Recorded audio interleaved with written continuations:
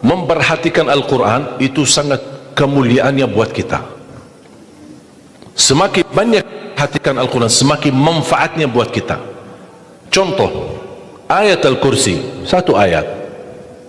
Rasulullah SAW bersabda, "Man qara'a ayat Al-Kursi dubura kulli salatin laysa bainahu wa bainal jannati illa an yamut."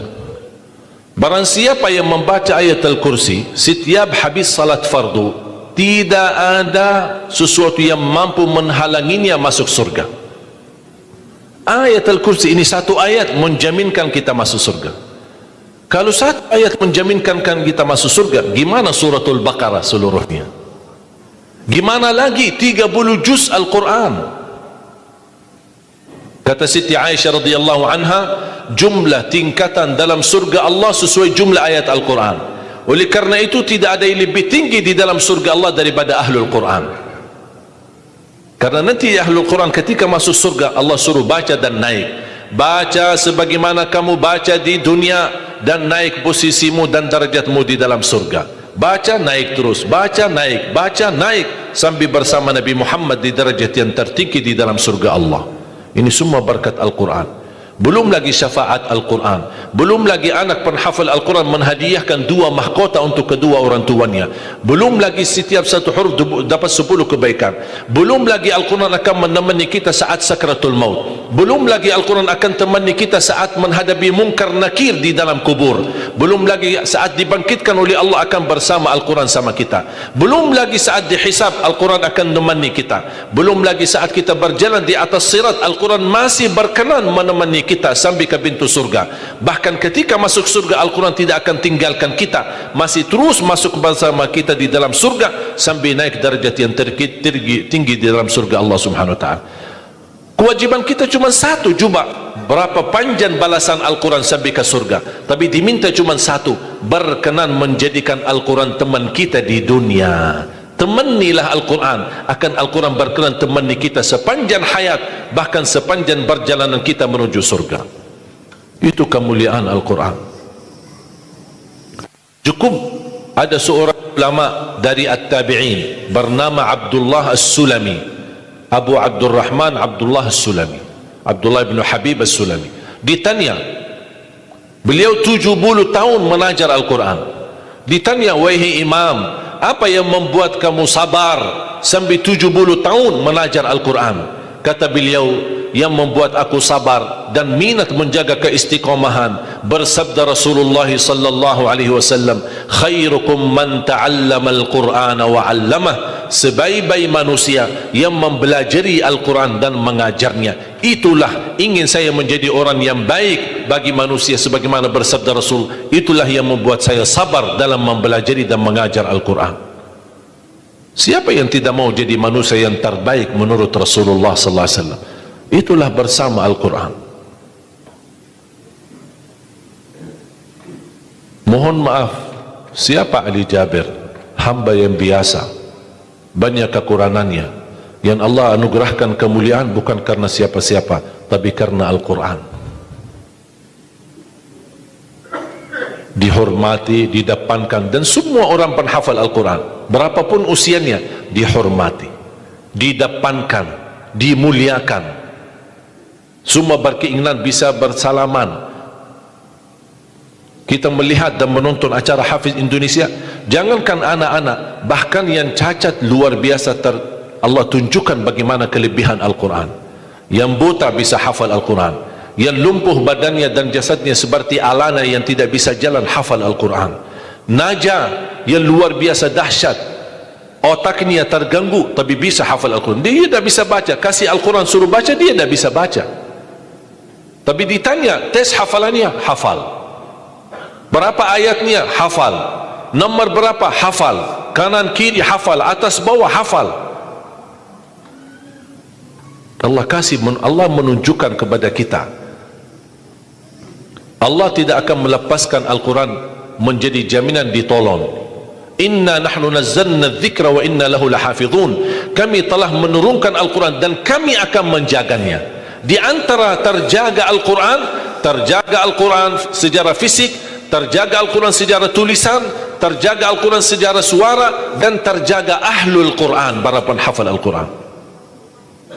Oleh kerana itu jamaah sekalian, selalu saya mendorong masyarakat, kalau kaum muslimin muslimat di Indonesia merasa dirinya gagal menjadi penghafal Al-Quran, jangan putus asa, tetap masih anda bisa menjadi ahlul Quran. Ayo kita lipatkan diri kita melalui yang jadi saham atau saksi baik bagi kita di hadapan Allah, melalui infak kita, sedekah kita, zakat kita, wakaf kita, apa saja, supaya kita datang di hadapan Allah. Ya Allah, mohon maaf, saya belum bisa hafal Al-Quran, tapi hartaku menjadi saksi untuk membantu dan menolong Al-Quran dan binaan Al-Quran. InsyaAllah termasuk ahlul Quran dan mendapatkan syafaatnya Al-Quran di hari kiamat, dan amalan itu menjadi sedekah jariah yang menalirkan pahalanya sampai hari kiamat.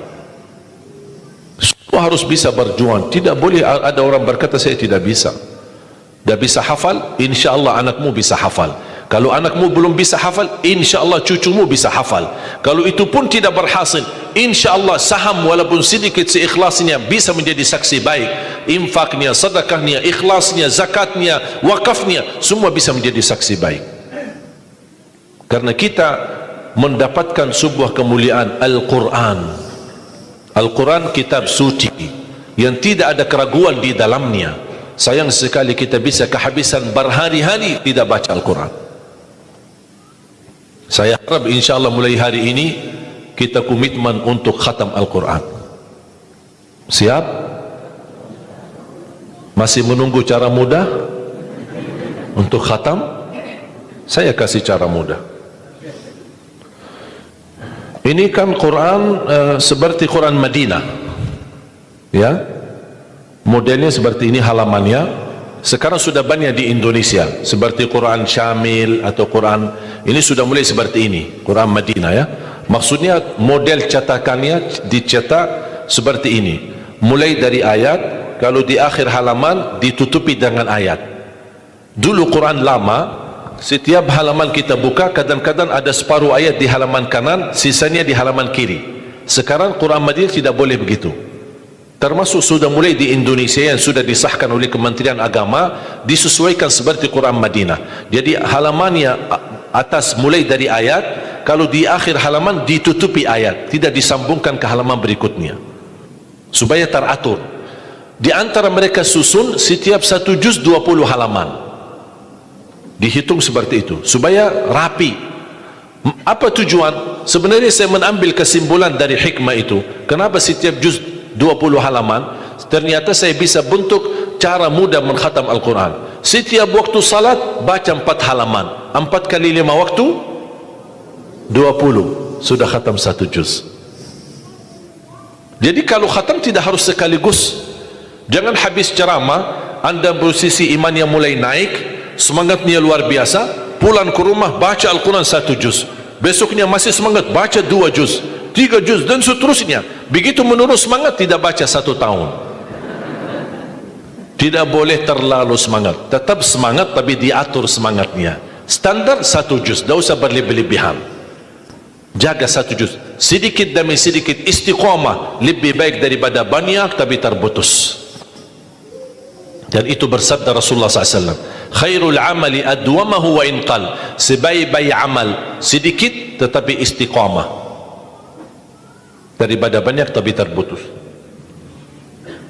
Makanya setiap waktu salat baca 4 halaman, 4 kali 5 sudah 20. Kira-kira cocok? Hah? Siap bu? Mau fikir dulu ya? Kira-kira mau nggak lebih mudah lagi? Masih mau lebih mudah lagi ya? Insya Allah masih ada, jangan khawatir, masih ada.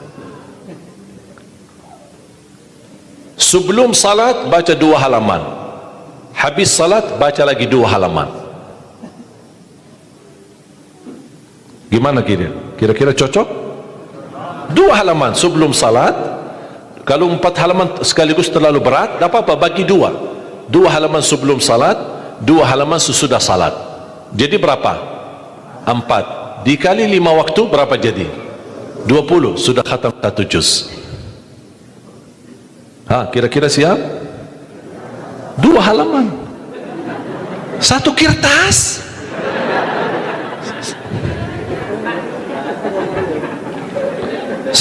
Satu lembar ya. Satu kertas. Satu. Cuma bola balik. Masa keberatan? Cuma satu. Begitu sebelum salat baca satu kertas, satu lembar. Habis salat baca lagi satu lembar. Mohon maaf, lagi semangat. Mau nambah jangan. Jangan tambah. Itu aja dijaga sampai selesai.